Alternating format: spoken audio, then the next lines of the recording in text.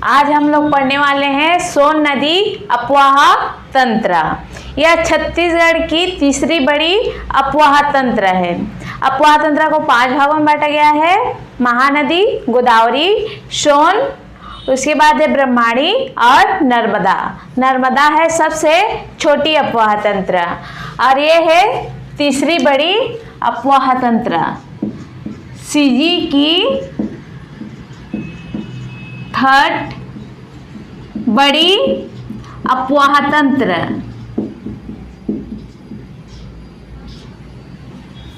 इस अपवाह तंत्र की जल धारण क्षमता है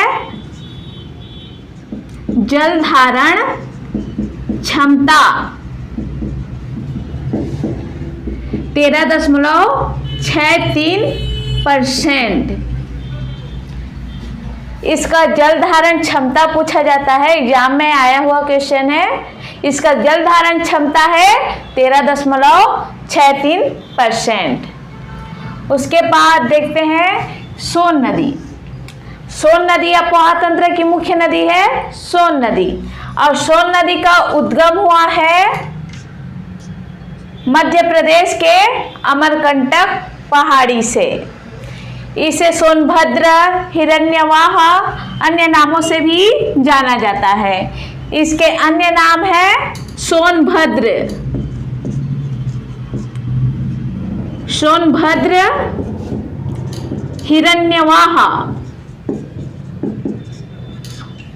इसका उद्गम हुआ है मध्य प्रदेश के एमपी के अमरकंटक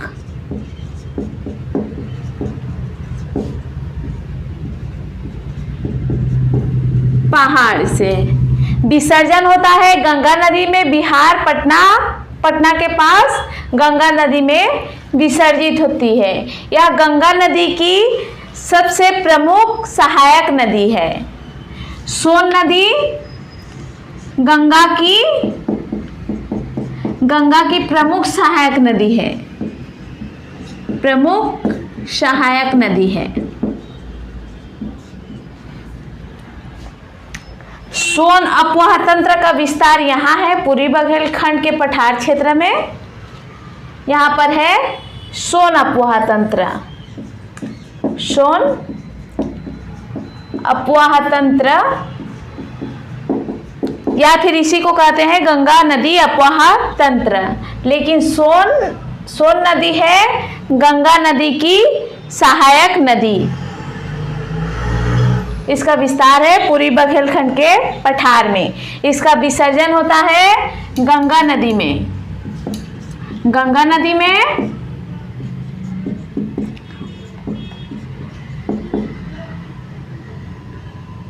पटना के समीप, और पटना है बिहार में। इसकी कुल लंबाई है 784 किलोमीटर। इसकी सहायक नदियाँ, हमेशा सहायक नदियों को ट्रिक के माध्यम से पढ़ते हैं, तो इसके भी सहायक नदियों को ट्रिक के माध्यम से पढ़ेंगे। तो इसका ट्रिक है कान्हा ने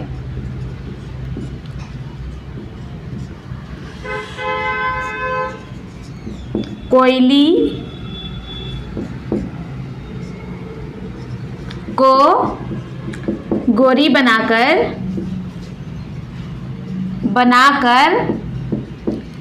घाघरा दिया।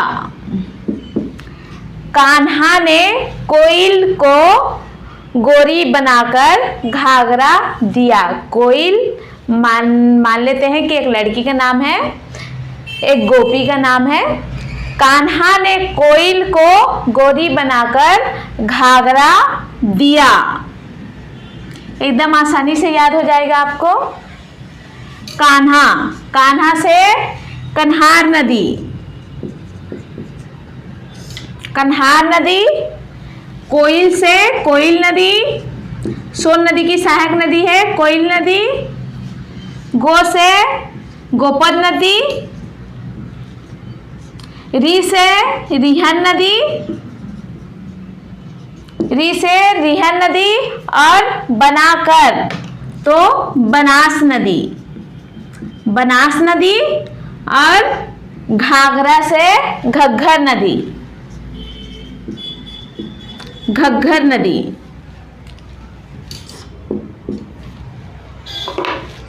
इसका ट्रिक है, कान्हा ने कोयल को गोरी बनाकर घाघरा दिया। कन्हार नदी, कोयल, गोपद नदी, रिहन नदी, बनास नदी और घग्घर नदी, ये है सोन नदी की सारी सहायक नदियां। अब देखते हैं मैप में कौन सी नदी कहां कहां पर है। तो यहां पर है बनास नदी और गोपद नदी, यहाँ पर है बनास नदी और गोपद नदी। कोरिया में अभी नया जिला बना है मनेंद्रगढ़, चिरमिरी, भरतपुर। तो बनास नदी भरतपुर में है। अगर ऑप्शन में भरतपुर दिया है, मनेंद्रगढ़, चिरमिरी, भरतपुर दिया है, तो उसको लगाना है, ना कि कोरिया को। बनास नदी और गोपद नदी कोरिया, और यहाँ पर है रिहन नदी, रिहन नदी सरगुजा में, और जसपुर में है कन्हार नदी, और यहाँ पर है नेऊर नदी, नेऊर नदी। तो चलिए पढ़ते हैं एक एक सहायक नदियों को डिटेल से। सबसे पहले देखते हैं कन्हार नदी। कन्हार नदी है जसपुर में, जसपुर की जीवन रेखा कहलाती है कन्हार नदी। यहाँ से निकलती है, जसपुर से निकलती है, और इसका प्रवाह क्षेत्र है जसपुर और बलरामपुर। बलरामपुर में दो जलप्रपात है। कन्हार नदी पर है कोठली जलप्रपात, कोठली जलप्रपात, और चनान नदी पर है बलरामपुर में ही, चनान नदी पर है पवई जलप्रपात। एग्जाम में पूछा गया क्वेश्चन है, पवई जलप्रपात कहाँ है? तो पवई जलप्रपात है बलरामपुर में, चनान नदी पर जलप्रपात, चनान नदी पर। और कन्हार नदी की सहायक नदी है पेंजन, गलफुला, ये सब सिंदूर कन्हार नदी की सहायक नदी है। और इसके संगम स्थल पर ही कन्हार नदी की सहायक नदियों गलफुला, सिंदूर, पेंजन के संगम स्थल पर ही डीपाडी पुरातात्विक स्थल स्थित है, जो कि बलरामपुर में है। पुरातात्विक स्थल है,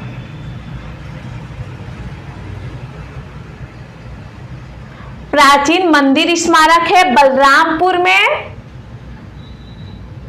डीपाडी में, बलरामपुर के डीपाडी में पुरातात्विक स्थल है। अब देखते हैं यहाँ पर इसका विस्तार है अन्य राज्यों में, जैसे उत्तर प्रदेश और झारखंड, इन दोनों राज्यों में भी इसका विस्तार है कन्हार नदी का। यह उत्तर प्रदेश और झारखंड के बीच सीमा रेखा बनाती है कन्हार नदी। और छत्तीसगढ़ में इसका विस्तार है जसपुर में, जसपुर और बलरामपुर।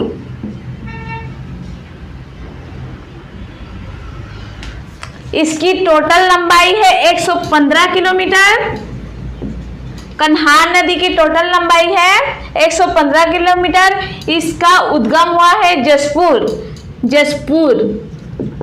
जसपुर के बखोना चोटी, बखोना चोटी खुड़िया पहाड़ी से, खुड़िया पहाड़ी। कन्हार नदी का उद्गम हुआ है जसपुर के बखोना चोटी खुड़िया पहाड़ी से। इसका उद्गम हुआ है। इसका विसर्जन होता है सोनभद्र या सोन नदी में। सोन नदी में इसका विसर्जन होता है क्योंकि यह सोन नदी की सहायक नदी है। इसकी सहायक नदी है पेंजन, गलफुला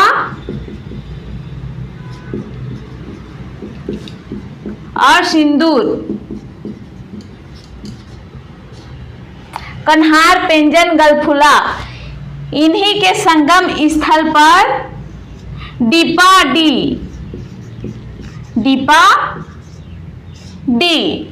पुरातात्विक स्थल है जो कि स्थित है बलरामपुर में।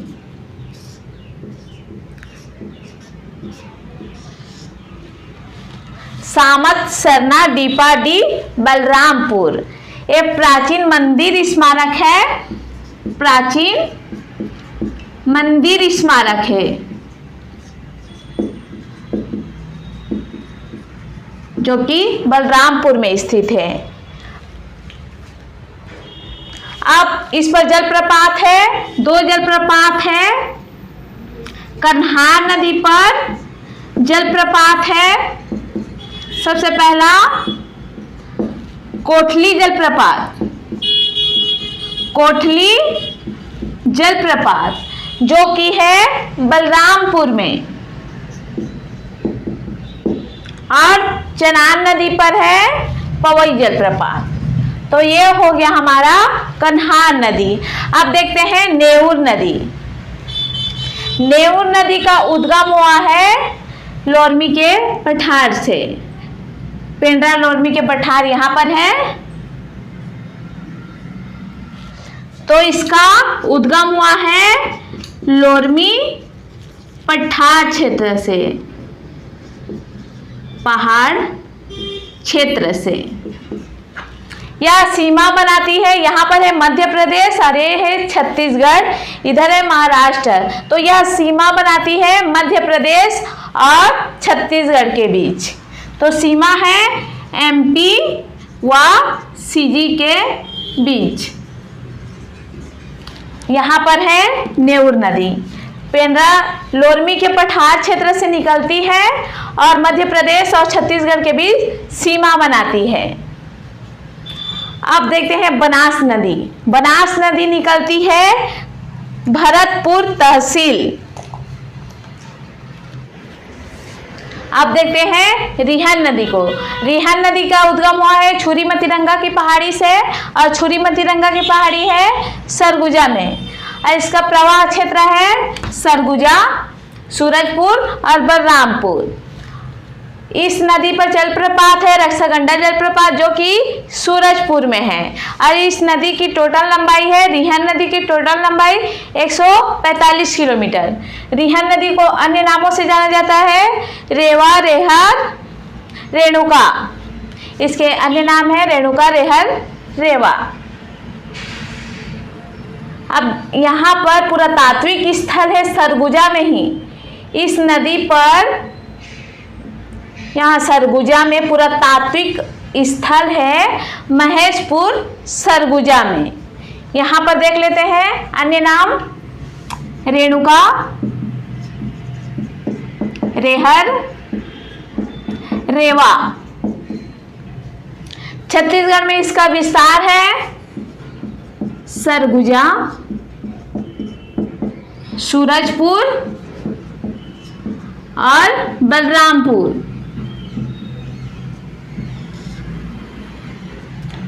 और सूरजपुर में ही जलप्रपात है रक्षागंडा जलप्रपात।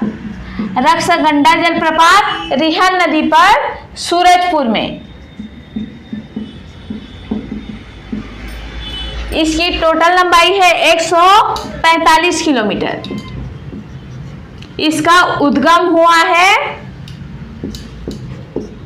सरगुजा, सरगुजा के छुरी मतिरंगा की पहाड़ी, छुरी मतिरंगा की पहाड़ी। इसका विसर्जन होता है सोन नदी में, सोन नदी या सोनभद्र नदी, सोन नदी में इसका विसर्जन होता है। इसकी सहायक नदी है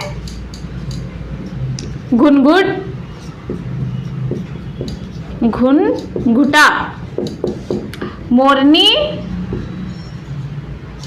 महान, सूर्या, गोबरी। अभी तक सहायक नदियों से क्वेश्चन नहीं पूछा गया है, लेकिन इसकी सहायक नदियां हैं घुनघुटा, मोरनी, महान, सूर्या, गोबरी।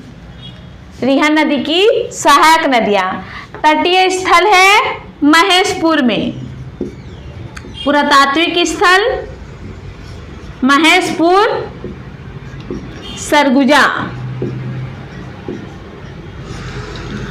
और जलप्रपात है सूरजपुर में रक्षगंडा जलप्रपात। और कन्हार नदी पर जलप्रपात है, कन्हार नदी पर जलप्रपात है जो कि बलरामपुर में है, कोटली जलप्रपात। अब देखते हैं बनास नदी। बनास नदी मांझाटोली पहाड़ी भरतपुर तहसील, यहाँ से इसका उद्गम हुआ है। और यहाँ पर जलप्रपात है बनास नदी पर रामदा जलप्रपात, रामदा जलप्रपात है बनास नदी पर। और गोपद नदी का उद्गम हुआ है सोनहत पठार, कोरिया में। गोपद नदी का उद्गम हुआ है सोनहत पठार, कोरिया। और बनास नदी का उद्गम हुआ है मांझाटोली पहाड़ी, कोरिया, भरतपुर तहसील। और इस नदी बनास नदी पर जलप्रपात है रामदा जलप्रपात जो कि कोरिया में स्थित है। यहाँ पर है नेऊ नदी, मध्य प्रदेश और छत्तीसगढ़ के बीच सीमा बनाती है। तो ये कंप्लीट हो गया सोन नदी अपवाह तंत्र। अब देखते हैं ब्रह्माणी नदी अपवाह तंत्र और नर्मदा नदी अपवाह तंत्र।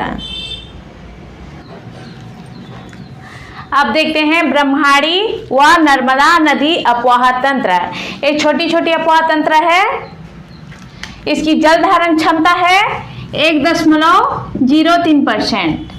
और नर्मदा नदी सबसे छोटी अपवाह तंत्र है।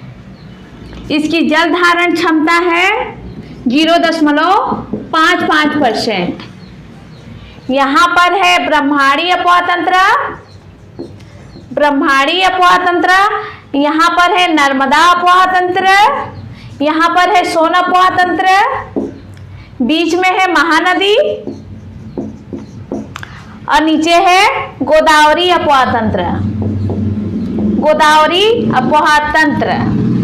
छत्तीसगढ़ में जल प्रवाह के आधार पर अपवाह तंत्र को 5 भागों में बांटा गया है: महानदी, गोदावरी, सोन, ब्रह्माणी और नर्मदा। महानदी अपवाह तंत्र सबसे बड़ी अपवाह तंत्र है और नर्मदा ये है सबसे छोटी अपवाह तंत्र, छोटी अपवाह तंत्र। इसका जल धारण क्षमता है 0.55%। अब देखते हैं ब्रह्माणी अपवाह तंत्र को। सबसे पहले ब्रह्माणी नदी, इसका उद्गम हुआ है, इसकी टोटल लंबाई है 799 किलोमीटर। इसका उद्गम हुआ है झारखंड के दुधवा पहाड़ी दुमका जिले से। यहाँ पर है झारखंड के दुधवा पहाड़ी दुमका जिले से इसका उद्गम हुआ है ब्रह्माणी नदी का। इसका विसर्जन होता है बंगाल की खाड़ी में, जबकि नर्मदा नदी का विसर्जन होता है अरब सागर में। सारी प्रमुख नदियां, भारत की सारी प्रमुख नदियां बंगाल की खाड़ी में विसर्जित होती है, लेकिन नर्मदा नदी अरब सागर में विसर्जित होती है।